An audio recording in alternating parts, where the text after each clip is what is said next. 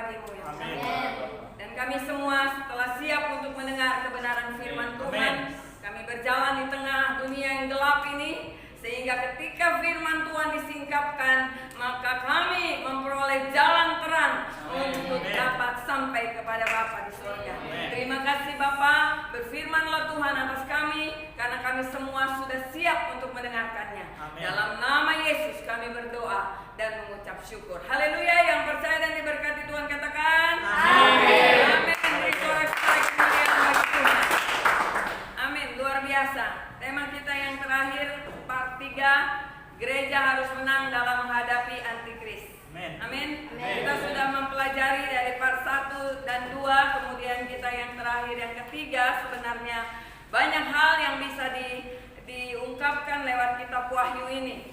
Karena sebenarnya kitab Wahyu ini adalah kitab yang sangat sulit. Kitab Wahyu adalah kitab yang sangat sulit untuk dapat dipahami.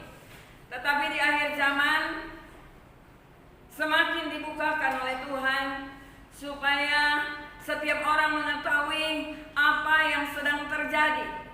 Sebelum kita buka Wahyu 13 ayat 16 sampai 18 menjadi topik pembicaraan kita buka Wahyu 1 ayat yang pertama. Kitab Wahyu ini ditulis pada 90 sampai 96 Masehi di Pulau Patmos oleh Yohanes.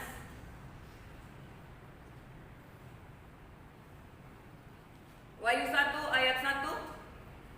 Inilah wahyu Yesus Kristus yang dikaruniakan Allah kepadanya, supaya ditunjukkannya kepada hamba-hambanya apa yang harus segera terjadi. Dan oleh malaikatnya yang diutusnya, ia telah menyatakannya kepada hambanya Yohanes. Amin. Kita melihat bahwa Yohanes menulis di kitab Wahyu bahwa kitab Wahyu ini berisi wahyu tentang Yesus Kristus. Artinya mengandung banyak sekali tentang Yesus Kristus. Walaupun di dalamnya ada cerita tentang antikris dan sebagainya, tetapi di Wahyu kita berbicara tentang Yesus Kristus.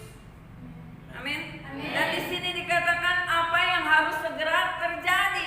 Kitab Wahyu menjelaskan kepada kita sekalian, kalau kita baca kitab Wahyu sampai dengan kitab yang pertama sampai yang terakhir, kita lihat bahwa Yohanes coba menjelaskan kepada kita sekalian bahwa apa yang harus segera terjadi di tengah-tengah dunia ini.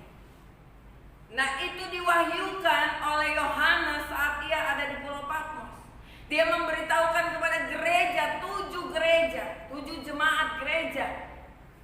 Dia harus memberitahukan kepada setiap gereja-gereja Tuhan supaya mereka mengetahui apa yang harus segera terjadi. Oleh sebab itu gereja Tuhan, saya mau katakan bahwa wahyu ini sangat luar biasa. Amin. Tidak ada seorang pun sulit sekali ditafsirkan kitab Wahyu ini, tetapi di akhir zaman sedikit demi sedikit kitab Wahyu ini dibukakan. Nah, kita mau sampai pada part yang ketiga ini tentang Wahyu 13 ayat 16 sampai 18.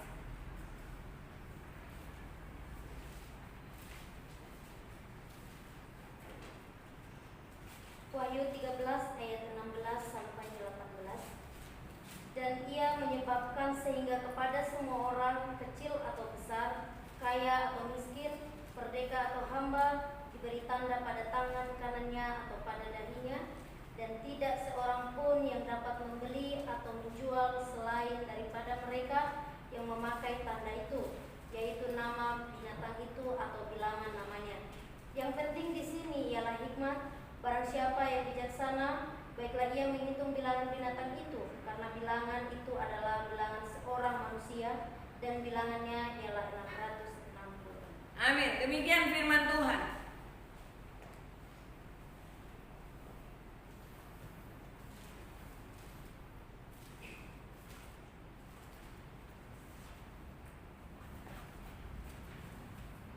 Apakah ketika kita tidak menggunakan chip tanda 666 ini kita tidak bisa berjual beli?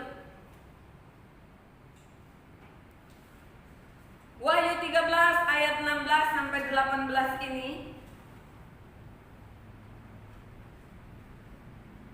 mengajarkan kepada kita bahwa sistem antikris ini memang akan didesain sedemikian rupa sehingga ketika orang mau berjual beli itu harus mengikuti persyaratan-persyaratan yang ditetapkan oleh penguasa yang ada pada masa yang akan datang.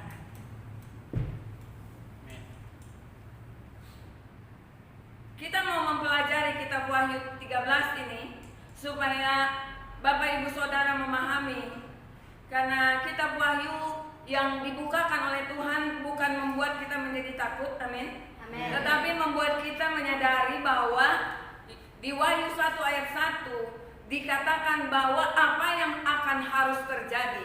Gereja Tuhan harus tahu. Gereja Tuhan harus mempersiapkan diri, bahwa di Wahyu 13 ayat 16 sampai 18 mengatakan bahwa ada sistem pada zaman akhir nanti, ada sistem yang membuat kita tidak bisa menjual dan membeli kalau kita nggak menuruti sistem atau persyaratan-persyaratan yang dibuat oleh penguasa pada akhir zaman nanti. Kalau saya bicara ini, saya bicara tentang setelah pengangkatan. Jadi orang-orang yang tinggal sebelum pengangkatan, mereka akan menghadapi spirit antikris. Sekarang aja sudah luar biasa kita menghadapi spirit antikris, baik dalam keluarga kita ada orang-orang yang memiliki spirit antikris, menghalangi kita beribadah, menghalangi kita baca firman Tuhan, menghalangi kita untuk melakukan kebenaran, mengejek kita untuk melakukan kebenaran dan sebagainya. Spirit ini sudah menekan kita. Dan nanti pada akhir-akhir berikutnya kita akan melihat bahwa spirit ini akan terus menekan kita. Nah, jauh sebelum ini Rasul Yohanes telah melihatnya dan telah menuliskannya di kitab Wahyu 13 ayat yang ke-17. Dan tidak seorang pun yang dapat membeli atau menjual selain daripada mereka yang memakai tanda itu, yaitu nama binatang itu atau bilangan nama. Rasul Yohanes dalam penglihatannya, dia melihat bahwa semua orang di dunia ini menggunakan satu tanda di lengan kanannya dan di dahi mereka. Dan tanda tersebut ternyata digunakan sebagai syarat untuk melakukan semua jenis transaksi. Jadi 90 sampai 96 Masehi, jauh sebelumnya Yohanes sudah diberikan penglihatan oleh Tuhan apa yang akan harus terjadi atas dunia ini. Dan setelah itu dia harus memberitakan. Kalau kita baca selanjutnya di Wahyu 1 itu, dia harus kasih tahu, ceritakan, beritakan kepada seluruh gereja-gereja Tuhan di Efesus, di Pergamus dan semua. Nah, oleh sebab itu gereja harus menyadari hal ini, bahwa apa yang dilihat oleh Yohanes ini sebelum segala sesuatu terjadi, sekarang sedang digenapi. Amin. Amin. Jadi tanpa tanda itu tidak seorang pun dapat membeli atau menjual. Dia di dalam penglihatan Yohanes ini, semua orang yang bertransaksi dengan sebuah tanda, bukan dengan uang.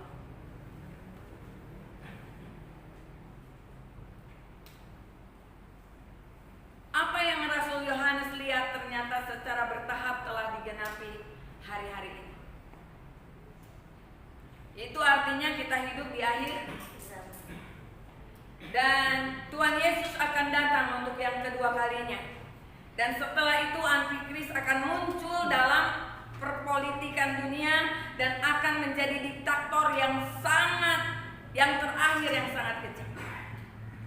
Kenapa antikris ini adalah dibilang binatang?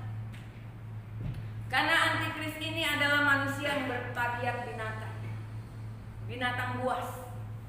yang selalu menuruti hawa nafsunya. Jadi kalau dia mau kejemin orang ya dia bikin kejam. Memang kejam, seperti binatang buas, nggak ada ampun. Tapi ini semua harus diceritakan kepada gereja Tuhan, supaya gereja Tuhan siap-siap. Bagi yang mau menghadapi ini, silahkan saja hidup sesuka hati. Amin. Tetapi bagi orang yang tidak mau menghadapi antikris setelah pengangkatan, maka mereka akan sungguh-sungguh mengikut Tuhan. Karena nanti setelah pengangkatan, orang percaya, mau percaya Yesus, mesti penggal kepalanya dulu baru bisa percaya. Kalau sekarang zaman anugerah, semua orang cuma menghadapi spirit antikris. Kita menghadapi semua yang ada di dalam gereja, yang ada di rumah kita, di pekerjaan, di mana-mana. Spirit ini sudah menyebar kemana-mana.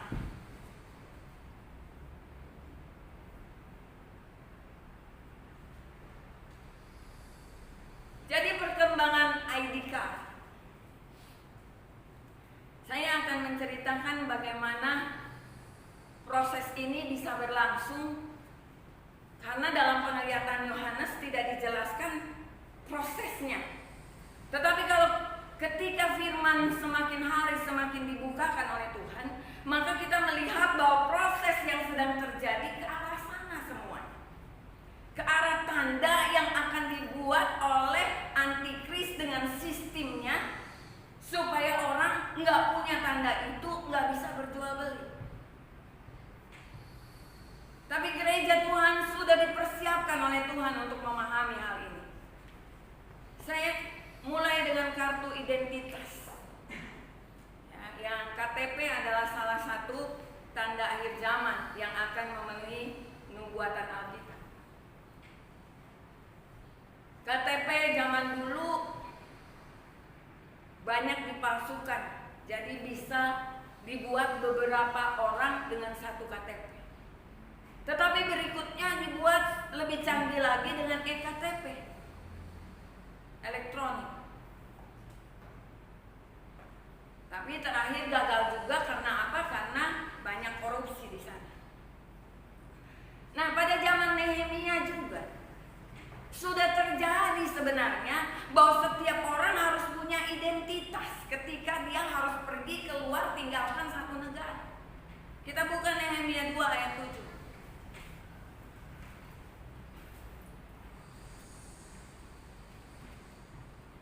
Saya harap kita mempelajari baik-baik supaya kita mengerti bahwa tidak begitu saja terjadi semuanya, dan ini sudah dalam proses ke arah di mana alat ini akan dipakai oleh antikris untuk menguasai kehidupan kita. Nehemia 2 ayat 7. Berkatalah aku kepada raja, jika raja menganggap baik, berikanlah aku surat-surat bagi bupati-bupati di daerah seberang sungai Efrat, supaya mereka memperbolehkan aku lalu sampai aku tiba di Yehuda. Amin. Ini namanya paspor. Sekarang kita kenal ada paspor, kan? Apa itu paspor? Pas itu artinya izin. Port itu artinya pelabuhan. Jadi surat perjalanan yang berisi identitas dan asal kota di mana kita mau berangkat ke satu tempat. Dan jadi dari zaman perjanjian lama sudah ada identitas ini. Amin. Nah, KTP nasional di Amerika Serikat ini kelak bisa digunakan sebagai ATM juga, sebagai kartu kredit, sebagai SIM, sebagai kartu kesehatan, segalanya menjadi online dan non tunai. Jadi beberapa tahun yang lalu, beberapa lama, Yohanes sudah melihat hal ini. Dan ini adalah penggenapan. Amin. Maka di sini dikatakan ayat 18, yang penting di sini adalah hikmat. Barang siapa yang bijaksana, baiklah ia menghitung bilangan binatang itu, karena bilangan itu adalah bilangan seorang manusia dan bilangannya ialah 660. Di sini dikatakan yang penting hikmat. bisa memiliki hikmat untuk mengetahui apa yang sedang terjadi, apa yang harus terjadi di tengah dunia ini tanpa kita bersekutu dengan Tuhan yang erat. Pewahyuan Tuhan akan menjelaskan kepada kita bahwa tanda-tanda yang dilihat dalam penglihatan Yohanes di Pulau Patmos sedang terjadi. Dan bagaimana gereja mengantisipasi hal ini? Saya katakan bahwa roh yang ada di dalam diri kita lebih besar daripada roh yang ada di tengah dunia. Kita mampu untuk mengalahkan 666 antikris. Kenapa? Roh yang ada di dalam diri kita lebih besar daripada roh yang ada di tengah dunia ini. Roh apapun yang ada yang menguasai dunia ini, kita pasti menang. Amin. Sehebat apapun. Oleh sebab itu Tuhan katakan yang penting hikmat di sini. Bagaimana kita tidak terfokus kepada hal-hal yang akan terjadi, tetapi kita fokus kepada firman Tuhan supaya hikmat Allah menuntun kita untuk menyelesaikan segala sesuatu yang harus terjadi. Amin. Amin. Amin. Oleh sebab itu gereja Tuhan harus bangkit hari-hari ini. Jadi semua jenis teknis ATM menjadi teknologi chip. Sekali lagi saya katakan chip ini bukan antikris, bukan tanda antikris. Tetapi antikris nanti akan menggunakan chip ini. Sekarang orang udah mulai takut ini. Kalau kita bilang KTP aja dari dulu udah chip itu. Amin. Dan kita sebetulnya akan terus berkembang. Kita lihat perkembangannya untuk rakyat miskin yang transaksinya kecil. Hanya sebatas untuk memenuhi kebutuhan sehari-hari. Sulit untuk diterapkan transaksi non tunai ini. Jadi satu-satunya kartu yang mereka miliki cuma apa? Orang miskin ini yang punya cuma apa? KTP. Amin. Untuk rakyat miskin, pemerintah mengeluarkan kebijakan keuangan sekarang ini. Kita lihat ya, apa yang dilihat oleh penglihatan Yohanes sedang terjadi. Untuk itu melalui Kementerian Sosial, pemerintah menjalankan program bantuan langsung tunai. Namanya apa? BLT. Kemudian ada lagi BLT ini seperti ATM ya. Amin. Seperti kartu. Terus kartu Indonesia Pintar. Kartu Indonesia Sehat. Kartu Keluarga Sejahtera. Kartu Tani. Kartu Nelayan dan sebagainya. Setiap orang sudah ada identitasnya. Amin. Jadi di sini dikatakan dan ia menyebabkan sehingga kepada semua orang kecil atau besar, kaya atau miskin, merdeka atau hamba diberi tanda pada tangan kanannya atau pada dahinya. Ini yang dilihat oleh penglihatan Yohanes. Dan apa kaitannya dengan keadaan akhir zaman sekarang ini? Nah, kita akan mempelajari perkembangan-perkembangan yang terjadi. Saat ini negara kita sedang menuju masyarakat non tunai. Amin. Dengan satu identitas. Ini bukan pilihan, tapi kita harus. Kita akan sampai di sana. Beli tiket kereta api online. Amin. Beli pesawat, tiket pesawat online. Semuanya online. Ojek online. Pengirimin barang online semuanya. Bahkan menawarkan diskon lagi untuk setiap penawaran pembayaran online. Waktu itu saya mau beli makanan, kalau hari Minggu saya nggak masak. Jadi kita beli makanan lewat online. Ditawarin kalau lewat online ada diskon 30%, kalau cash nggak ada diskon. Jadi sebenarnya cara-cara ini adalah mempermudah kita. Amin. Nah, setelah berkuasa nanti antikris kemudian akan segera mengambil alih nih sistem transaksi non tunai ini. Jadi jangan sampai tertinggal ya. Tapi semua harus mengetahui apa yang akan terjadi ketika kita tertinggal. Dengan maksud untuk mencapai tujuan-tujuan jahat. memanfaatkan apa yang dunia telah bangun sebagai senjata yang sempurna untuk memastikan semua orang di dunia ini tidak dapat membeli dan menjual selain daripada mereka yang telah mengenakan tanda antikris, yaitu 6. Ini semua penggenapan nubuat akhir zaman di Alkitab. Tidak terjadi dengan tiba-tiba. Amin. Semua melalui proses panjang. Dari Nehemia kita lihat orang sudah mulai punya surat-surat, ya kan? Kemudian berkembang lagi dengan teknologi yang makin maju lewat online dan sebagainya. Tanda binatang juga tidak datang secara tiba-tiba, tetapi ada proses, segalanya sudah siap. Semua kartu pengenal dan setiap kartu transaksi hanya tinggal melewati proses sinkronisasi, maka semuanya akan terhubung secara global. Ya, sekarang katanya Debbie bilang untuk periksa kesehatan bisa lewat aplikasi internet. Kita semua bisa tahu positif atau negatif. Semua terhubung. Dan nanti kemudian akan terhubung secara global. Dunia mengetahui semua identitas kita kalau dibuka. Dan ini dipakai oleh antikris untuk maksud-maksud jahatnya dia. Dan Yohanes luar biasa, sudah diberikan penglihatan dari jauh-jauhan. Amin. Amin. Nggak lama lagi identitas 7 miliar orang di dunia ini semuanya terhubung dan masuk dalam sistem ekonomi global. Sistemnya sudah siap. Inilah yang dipakai oleh antikris. Kalau sekarang kita bilang, oh kita nggak mau pakai ini, nggak mau kartu kredit, nggak mau pakai KTP, nggak mau pakai ini, nggak mau pakai ini. Kita harus menggunakannya. Tetapi di sini dikatakan Tuhan hikmat yang penting. Amin. Karena memang sudah dalam penglihatan Yohanes itu sedang diproses, sedang terjadi.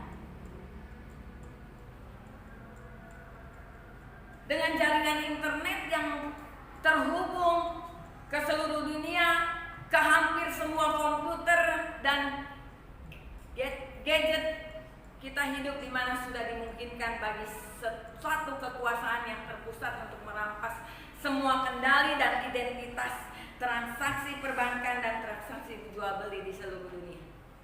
Ini penjelasan dari Wahyu 13 ayat 16 sampai 18. Nah, apakah berarti kita sebagai orang percaya harus menentang tren menuju masyarakat tanpa uang tunai?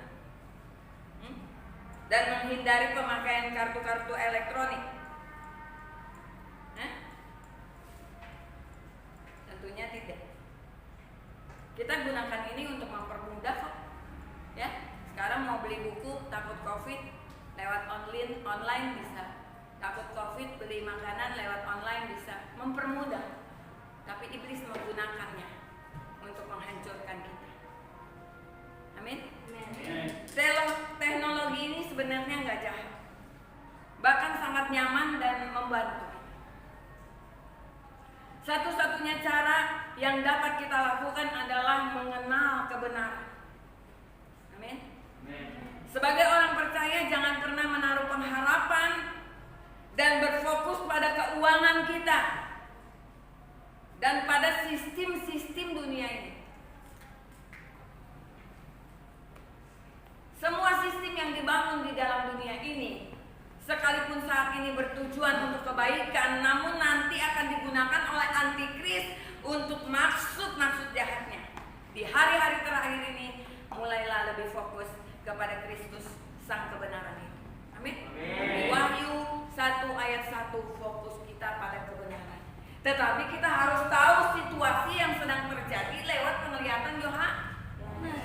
Bukan kita menjadi takut, tetapi kita harus memenuhi kehidupan kita dengan kebenaran, fokus kepada Kristus, sehingga hikmat Kristus dapat membuat kita mengatasi segala sesuatu dengan cara-cara. Amin. Jadi ketika Tuhan Yesus nanti datang di awan-awan untuk menjemput gerejanya, kita akan terangkat bersama-sama dengan dengan seluruh orang percaya lainnya. Sehingga kita dapat terluput dari peristiwa yang mengerikan ini. Apa yang peristiwa yang mengerikan ini? Yaitu peristiwa di mana akhirnya antikristus muncul. Ini sangat mengerikan. Menggunakan sistem transaksi non tunai berbasis identitas pribadi untuk memaksa semua orang di dunia ini menyembah Dia dan menggunakan tanda 66 yang membinasakan. Dan ini sudah terjadi lewat sosialisasi COVID-19. Semua orang yang mau pergi wajib isi formulir ya. Maka isi formulir waktu mau pergi ke sini. Ya, isi formulir supaya terdata. Semua orang wajib di-scan dahinya. Kalau masuk ke mall, kita jadi ke gereja, kemana, ke rumah sakit, ke bank, semua di-scan dahinya. Sosialisasi ini sudah ada. Amin. Tinggal antikris tampil untuk maksud yang jahat. Jadi tanpa sadar strategi sangat hebat untuk menggiring semua orang menerima sistem 666 ini tanpa sadar. Alkitab sudah menubuatkan ribuan tahun lalu. Sekarang penggenapannya sedang terjadi. Amin. Uang kertas. Sekarang dibilang uang kertas, hati-hati dengan uang kertas, banyak kumannya. Jadi jangan pakai uang kertas. Nanti kita pakai online aja, jangan pegang-pegang uang, banyak kuman. Jadi kita sudah dipersiapkan untuk pakai segala sesuatu lewat online. Tanpa sadar ketika kita masuk dalam sistem itu, kita udah nggak bisa jual beli. Kita punya sistem seperti begini ya. Kalau saya nggak punya kartu kredit HSBC misalnya atau Citibank, sementara kartu kredit Citibank ini punya promosi bahwa makan di Susite gratis. Karena saya nggak punya kartu kredit Citibank, saya nggak dapat fasilitas. Amin. Begitu juga yang akan terjadi dalam penglihatan Yohanes. Kalau kita nggak pakai sistemnya ini, kita nggak mendapat fasilitas-fasilitas yang disediakan oleh antikris. Sekali lagi saya bilang jangan tertinggal. Amin. Belajar online juga sekarang. Amin. Kerja juga online semua.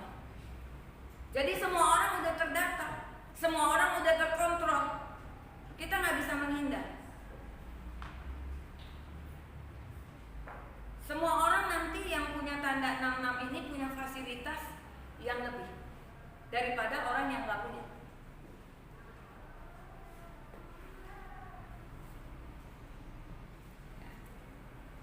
Ini setelah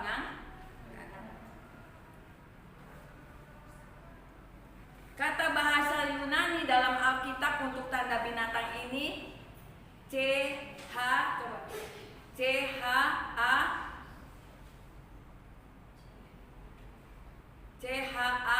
yuk. Tulis sendiri aja. CHARAGMA. Apa bacanya? Charagma. Yang berarti cap atau stempel. Tanda itu artinya cap atau stempel. Stempel apa? Stempel perbudakan. Bilangan 666 adalah ungkapan Yunani untuk stigma yang berarti menusuk atau menggores sebuah tanda kepemilikan sebagai budak antikris. Jadi kalau kita udah pakai tanda ini, nanti setelah pengangkatan kita akan menjadi budak antikris. Apapun kita lakukan untuk dia. Karena tujuan iblis dari dulu sama sampai hari ini. Apa tujuan iblis? Yohanes 10 ayat 10. Mencuri, membunuh, dan jadi ketika iblis berhasil mencuri teknologi, dia akan berusaha menggunakannya menjadi alat untuk membunuh dan membinasakan manusia. Amin. Kisah Rasul 3 ayat 21. Kisah Rasul 3 ayat 21. Kristus itu harus tinggal di sorga sampai waktu pemulihan segala sesuatu, seperti yang difirmankan Allah dengan perantaraan nabi-nabinya yang kudus di zaman dahulu. Amin. Kalau ada berita yang menyatakan bahwa Yesus akan datang besok, tahun 2020 misalnya, ada yang menubuatkan akan terjadi besok dan lusa, maka saya mau katakan Yesus belum akan datang hari ini ataupun besok. Katakan amin. Amin. Kenapa? Karena Alkitab memberikan penegasan bahwa Kristus harus tetap ada di sorga sampai apa? Sampai waktu pemulihan segala sesuatu terjadi. Jadi nggak mungkin besok, nggak mungkin lusa. Gereja harus dipulihkan dulu. Amin. Kita lihat gereja udah pulih belum? Belum. Apa saja yang dipulihkan?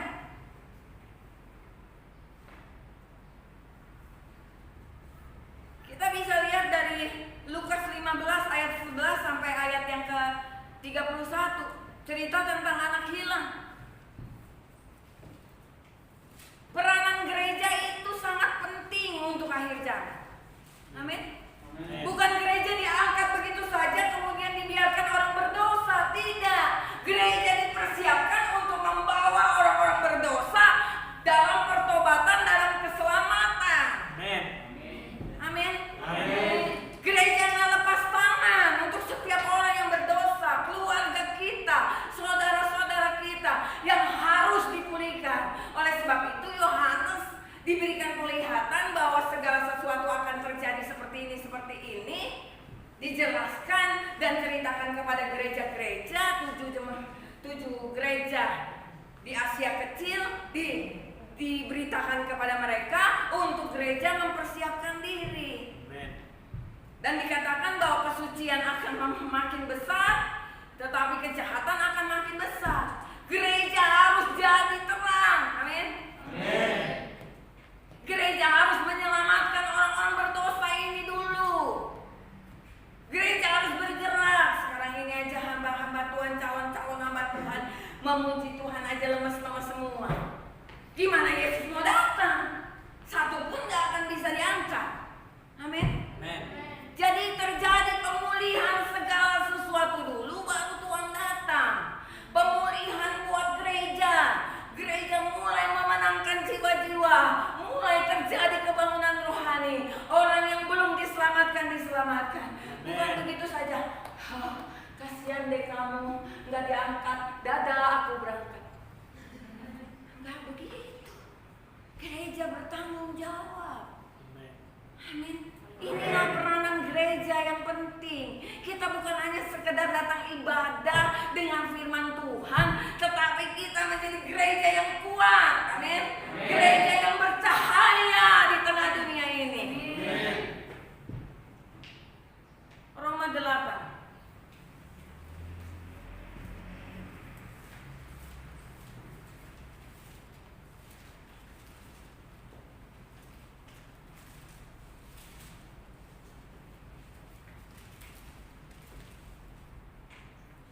Ayat 19. Roma 8 ayat 19. Sebab dengan sangat rindu seluruh makhluk menantikan saat anak-anak Allah dinyatakan. Amin. Seluruh makhluk merindukan anak Allah dinyatakan. Gereja bukan belum menyatakan diri di tengah dunia ini. Amin. Gereja adalah bagian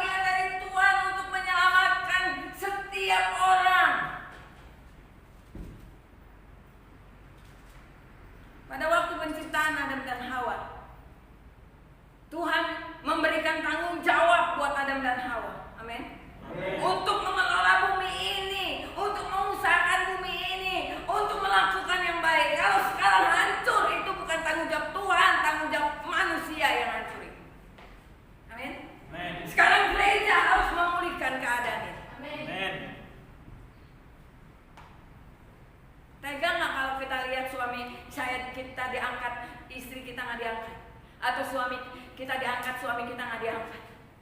Inilah gereja harus bercahaya. Amin. Amin. Kita harus menerangi kegelapan. Dan ini kita akan lihat gereja akan mulai dipimpin oleh Roh Allah. Mereka akan bergerak. Baru kesudahannya akan terjadi. Jadi seluruh makhluk lagi rindu nih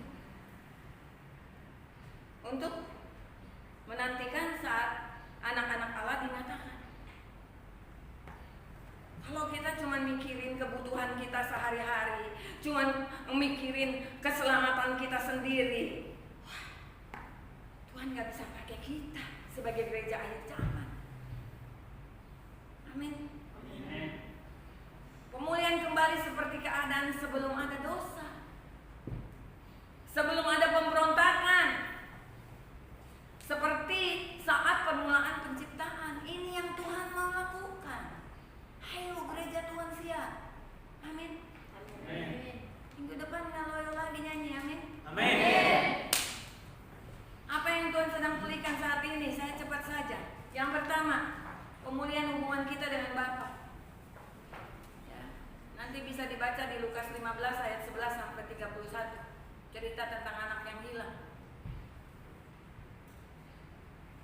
Harus ada pemulihan hubungan kita dengan Bapa kita di sorga. Bagaimana anak yang hilang menyadari bahwa kita kehilangan Bapa, jadi miskin, jadi melarat, telanjang dan lapar. Sekarang kita sadar nggak bahwa kita ini melarat? Amin. Kita ini miskin. Amin. Kita ini telanjang. Kalau kita menyadari hal itu, lari temukan Bapa. Amin. Pemulihan apa yang sedang dikerjakan oleh Tuhan saat ini? Pemulihan, kemuliaan dan kehormatan kita sebagai anak-anak Allah. Sekarang gereja dilecehkan, hamba-hamba Tuhan diejek-ejek. Amin. Ya mungkin karena mereka tidak hidup dalam kebenaran Allah. Waktu anak yang hilang itu datang kembali, apa yang dipakaikan kepada dia? Jubah yang terbaik. Amin. Jubah yang terbaik, itulah kemuliaan dan kehormatan Allah yang hilang akibat dosa, jatuh dalam dosa, jadi telanjang mereka. Sehingga ketika kita kembali kepada Bapa, menyadari bahwa kita butuh Bapa di sorga, kita butuh Tuhan Yesus Kristus, maka Tuhan memberikan jubah kehormatan buat kita. Amin.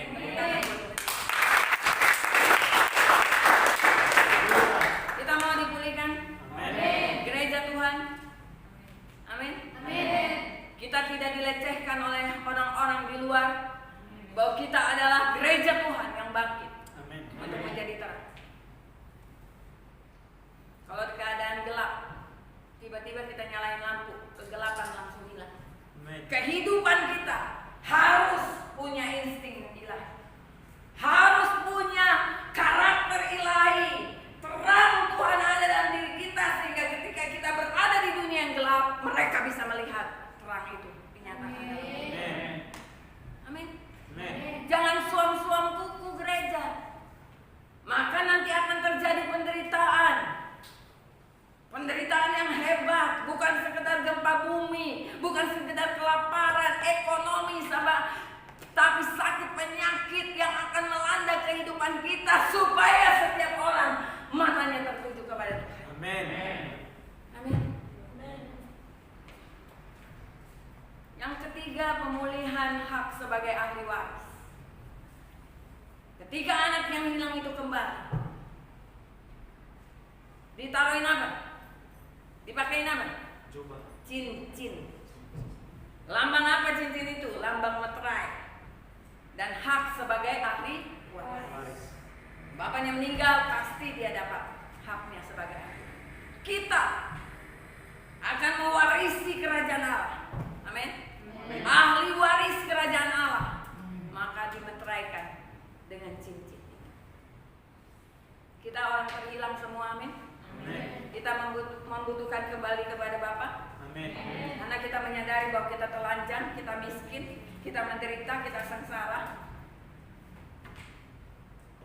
Di bawah kepak sayap Tuhan kita mengalami perlindungan yang sempurna di tengah-tengah situasi yang dahsyat dan luar biasa ini. Kita jangan juga terlalu takut dengan COVID dan sebagainya. Ketika sudah mulai panas dan sebagainya, kita istirahat dan sebagainya, karena pemeriksaan itu kadang-kadang membuat kita juga kacau. Kadang tidak akurat. Yang keempat, pemulihan kuasa dan otoritas. Gereja harus memiliki kuasa dan otoritas. Amin. Atas apa? Atas kuasa-kuasa kegelapan. Ini akan dipulihkan dulu oleh Tuhan. Gereja akan bersinar. Amin. Gereja-gereja yang mau melakukan hal kebenaran Allah. Maka fokus kita bukan pada antikris, bukan pada jual beli. Saya menceritakan jual beli ini supaya kita mengetahui proses yang sedang terjadi sesuai dengan penglihatan yang sudah dilihat oleh Yohanes. Amin. Nah, disinilah justru gereja Tuhan mengambil peranan penting. Gereja harus mulai belajar untuk membangun sistem perekonomiannya sendiri, yaitu sistem perekonomian kerajaan surga. Bagaimana caranya? Tuhan akan memberikan hikmat buat kita. Saya tidak bisa menjelaskan karena belum dibuka. Misalnya, ada yang orang bisa bertani, ada orang bisa berternak. Dengan bertani dan berternak, maka saya lagi berdoa, Tuhan, supaya kita gereja punya ladang nih. Kita lagi tanam cabai, cabainya belum tumbuh-tumbuh juga. Lumayan kalau tumbuh satu, cukup buat makan orang pastori dulu. Kalau dua, cukup untuk semua orang yang datang. Kalau tiga, bisa kasih kepada jemaat lagi, bawa pulang cabai. Amin. Cabai masih murah sekarang, nggak tahu nanti.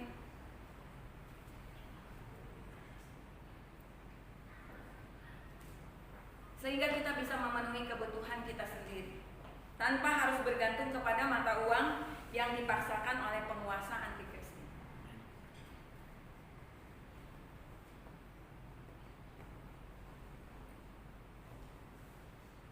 Jangan biarkan hati kita terus tertuju kepada uang. Amin. Matius 6 ayat 21.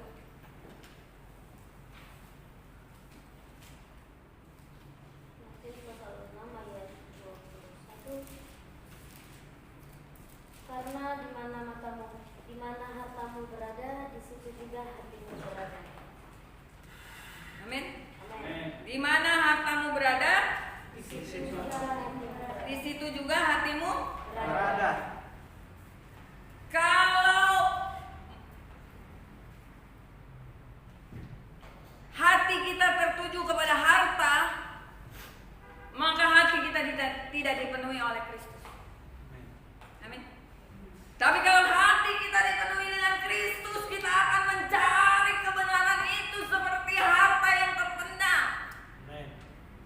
Tidak ada hari-hari tanpa belajar firman, tanpa baca firman, tanpa berdoa, tanpa saya tambah lagi deklarasi. Kemarin saya sempat ditangkap polisi, bukan ditangkap sih, saya karena kecapean terobos lampu merah.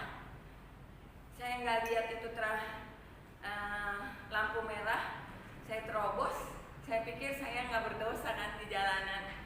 Tiba-tiba saya dikirimin surat dari Polda menyatakan bahwa saya melakukan pelanggaran jam segini,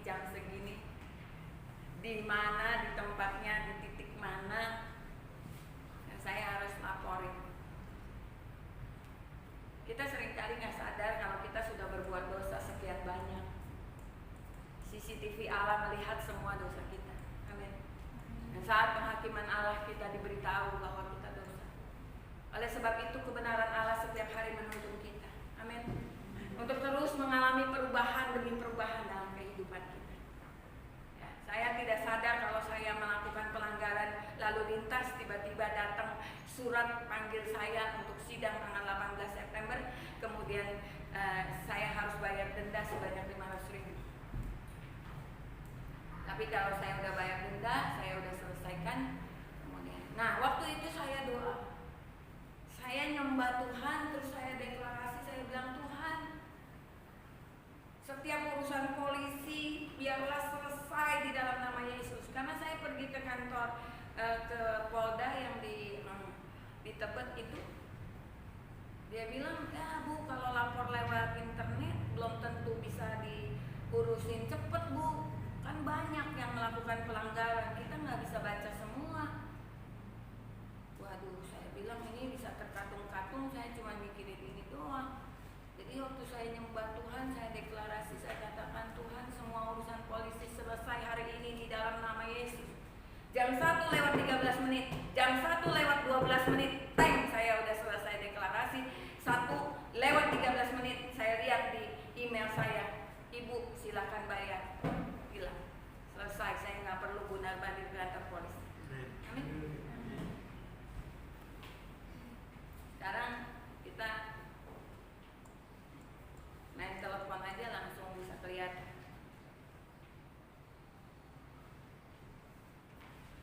Inilah gereja Tuhan harus melakukan sesuatu. Kisah Rasul 2 ayat 44 sampai 45.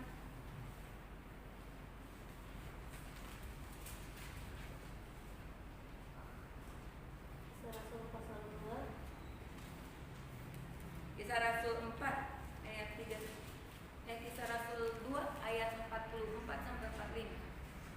Dan semua orang yang telah menjadi percaya tetap bersatu, dan segala kepunyaan mereka adalah kepunyaan bersama, dan selalu ada dari mereka yang menjual harta miliknya lalu membagi-bagikannya kepada semua orang sesuai dengan keperluan masing-masing. Amin. Ini cara hidup jemaat mula-mula. Amin. Amin. Cara hidup jemaat mula-mula.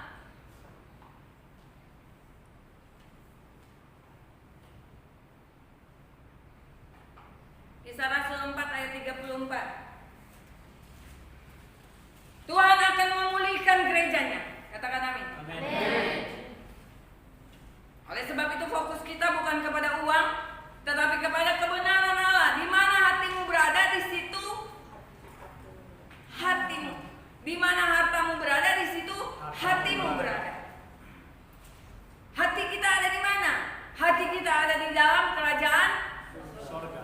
kebenaran Allah memenuhi setiap hati kita, sehingga hikmat Allah akan turun. Cara kita mengatasi setiap kejadian yang terjadi, dan kita dituntun untuk bercahaya di tengah dunia. Kisah Rasul 4 ayat 34. Sebab tidak ada seorang pun yang berkekurangan di antara mereka, karena semua orang yang mempunyai tanah atau rumah menjual kepunyaannya itu, dan hasil penjualan itu mereka bawa. Amin. Akan terjadi manifestasi pelayanan tubuh Kristus. Ini adalah gambaran dari gereja akhir zaman. Segala potensi dan keunggulan dari setiap gereja-gereja dipersatukan oleh Tuhan. Amin. Mengalami pekerjaan Roh Kudus yang luar biasa, firman yang sama, tujuan yang sama untuk mengalami kemenangan atas antikristus. Amin. Kita mengalami penyingkapan firman yang sama juga. Untuk kita saling menopang satu dengan yang lain. Gak ada orang di dalam gereja kita, gak ada orang yang di dalam jemaat kita yang kekurangan. Amin. Mereka bisa makan sama-sama sama kita. Mereka bisa menikmati apa yang ada. Ini gereja akhir zaman. Bukan seseorang egois dengan diri sendiri, dia akan tertinggal. Gereja seperti ini akan bersatu, menopang satu dengan yang lain. Jemaat-jemaatnya diperhatikan. Untuk kita nggak punya jemaat yang banyak, kita bisa perhatikan satu persatu kebutuhan mereka sesuai dengan kemurahan dan kebaikan Tuhan yang kita terima di tempat. Kita perhatikan kehidupan mereka, kebutuhan mereka sesuai dengan apa yang gereja miliki. Kemudian akan berkembang lagi dengan itu bisa membuat kita menikmati hadirat Tuhan yang luar biasa di akhir zaman. Amin. Setiap orang mengalami penderitaan di luar sana, tapi gereja Tuhan kuat. Gereja Tuhan mengalami kebutuhan makan minum dan kebutuhan hadirat Allah yang begitu kuat. Jadi gereja bisa berdiri mandiri. Amin. Tidak tergantung dengan orang lain. Saya sudah dididik oleh Tuhan. Tidak pernah bergantung kepada manusia atau apapun juga, bahkan institusi sekalipun. Gereja bisa. Amin. Karena semua yang kita butuhkan sebenarnya ada di tengah-tengah jemaat. Di sini ada yang bisa ternak babi, ternak ayam. Ya, babi susah kan di sini dipraktekin ya di Jakarta. Masalahnya gereja bisa melakukan ini kan? Gereja terhalang untuk melakukan hal ini karena spirit antikris ada dalam gereja. Amin. Oleh sebab itu saya mewajibkan kita semua di tempat ini untuk bersatu. Kalau pohon pepaya itu berbuah satu, saya bilang jangan orang gereja makan sendirian. Saya bilang bahwa itu saat kita doa puasa, persembahkan, taruh di kaki Rasul, taruh di depan gembala, kita potong makan sama-sama. Itu pelajaran kisah. Penderitaan yang satu harus diketahui oleh oleh orang yang lain supaya didoakan. Kita belajar untuk saling peduli. Karena di akhir zaman, banyak orang sudah tidak peduli, kasih kebanyakan orang sudah dingin. Gereja Tuhan, kita sudah tahu bahwa kasih kebanyakan orang sudah dingin. Gereja Tuhan harus mampu untuk memiliki kasih yang full. Amin. Kasih yang berlimpah-limpah yang dicurahkan Roh Kudus kepada kita. Bagaimana kita bisa mencapai hal tersebut supaya gereja bisa melakukan ini di akhir zaman?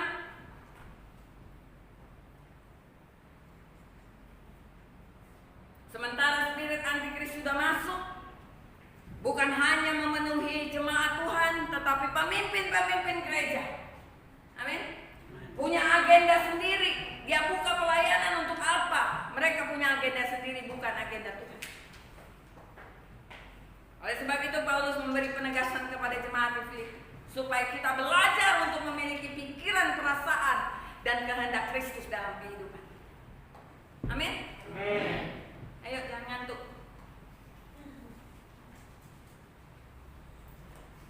Kita belajar untuk memiliki pikiran, perasaan, dan kehendak dalam Kristus Yesus. Amin. Bagaimana caranya? Kita membangun diri kita dulu sendiri. Kita mengosongkan diri seperti Yesus mengosongkan diri. Kita menganggap orang lain lebih mulia, lebih berharga daripada diri kita. Amin. Jangan kita menganggap diri kita lebih hebat dari yang lain. Semua harus dipulihkan. Gereja harus mengalami pemulihan yang luar biasa. Amin. Jangan kita mau pengen berhasil sendirian, kita mau sukses sendirian. Tidak.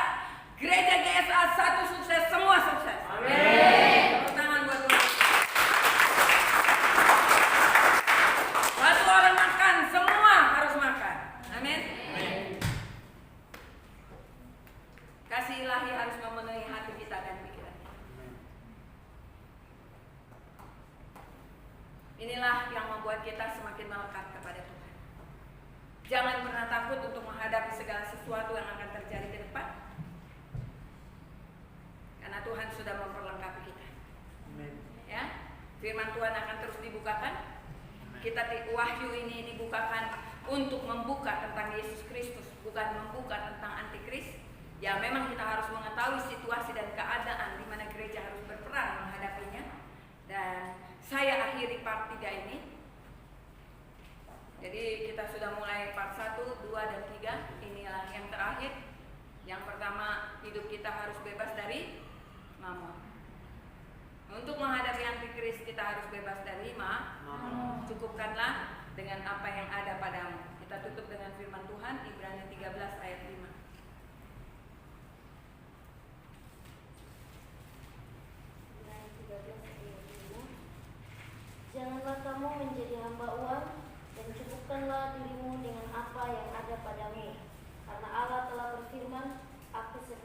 sekali-kali tidak akan membiarkan engkau, dan aku sekali-kali tidak akan meninggalkan. Amin. Amin.